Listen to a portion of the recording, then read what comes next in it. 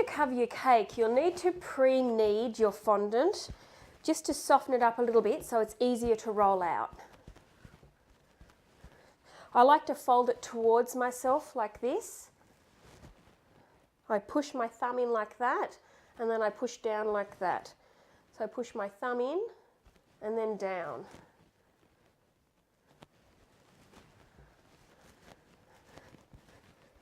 And I go round in a circle. Before we cover the cake, what we need to do is apply some glue. Now there's a few different types of glue you can use.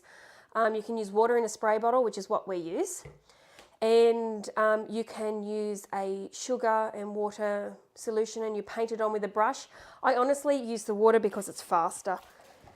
I just spray the cake lightly. And then once the cake's sprayed, I put it aside and make sure that the bench is completely dry before you roll out your fondant. Now that I've got the fondant kneaded, as you can see, this is where all the seams are from the kneading, and that's nice and smooth.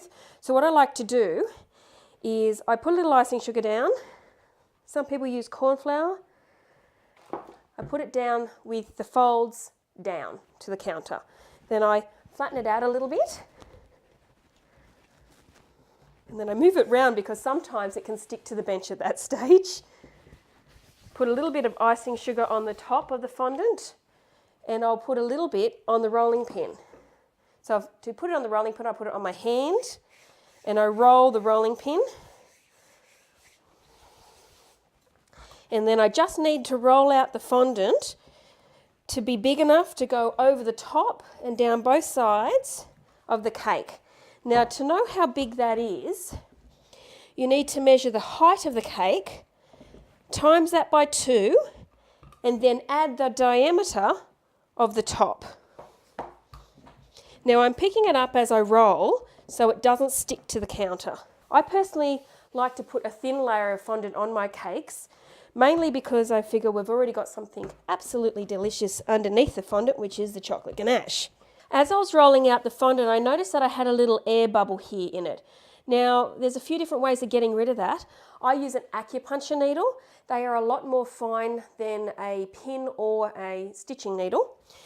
So if you use the acupuncture needle, you can squeeze the air out by just putting one little hole in the top and run your finger over it, and you see the holes a lot less. If you prick the air out of them right here, then what you'll find is you'll be able to roll the rolling pin over the top of it, and then you won't see the hole at all, which is fantastic. Now, concerning the thickness of your fondant, it depends on if you prefer a thick or a thin fondant. I personally prefer a thinner one, mainly because we have the ganache already on the cake.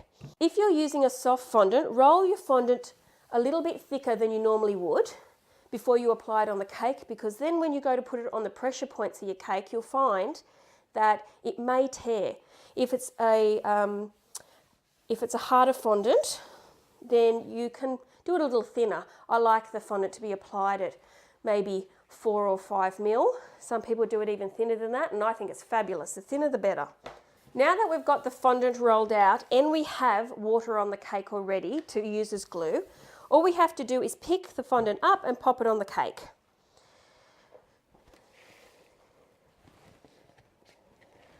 I like to pick the cake up and sit it right in front of it.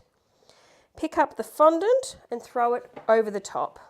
Now at this point, make sure you don't have any ganache on your hands, because then you'll be putting it onto the top of your cake. I went and washed my hands. So to get any air bubbles out of the top, just lift the fondant up and smooth it out. Now to create a secure edge, and so it doesn't tear, I like just to run my hands along the edge here to apply and attach and strengthen the fondant to the edge of the cake, so it's less likely to tear on the pressure point here. So we just pull the fondant out and smooth it down. Anywhere you have a fold, pull it out and smooth it down. You're best not to move the cake as you're doing this. Just let the cake stand still and you work around it. If you have an island bench, this is fantastic to do on an island bench.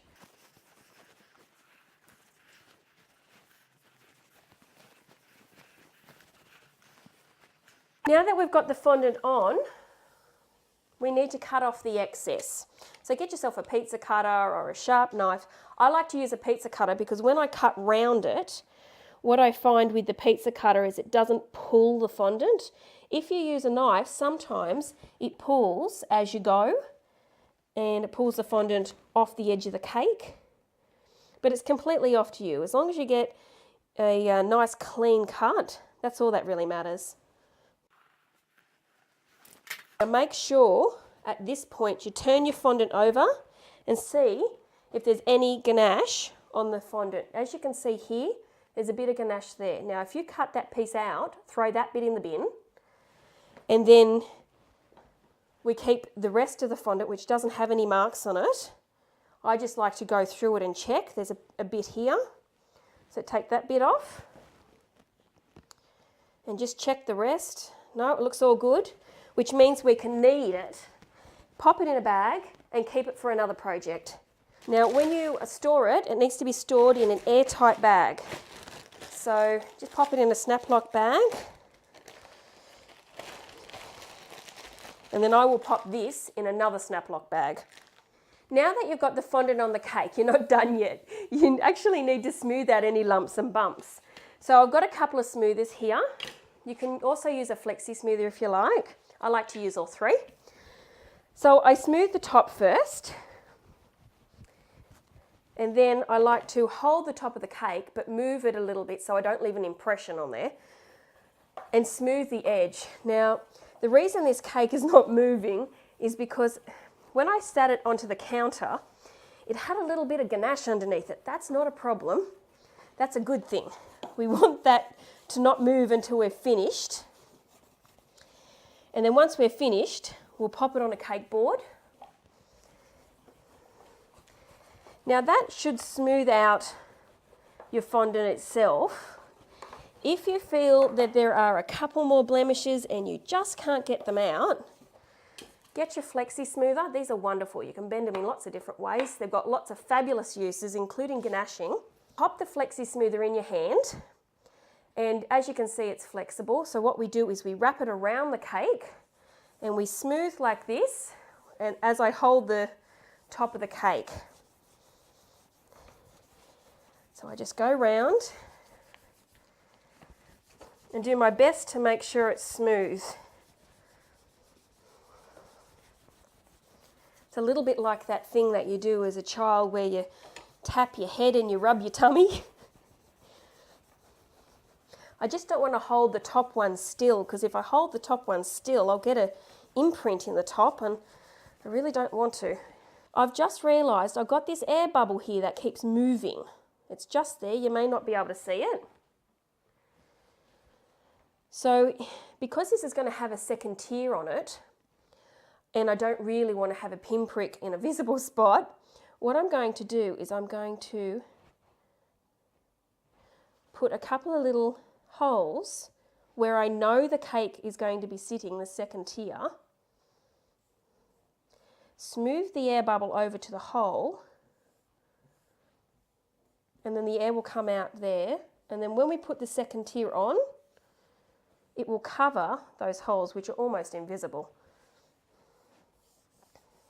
If you'd like to see how to create sharp edges on your cake, see the link below for that video. That's our fondant cake complete. If you'd like to see a video on how to ganache the cake, see a link below. If you found this video to be helpful, share it with a friend and subscribe to our YouTube channel and click on the notification bell so you don't miss out on any upcoming videos. Thanks for watching.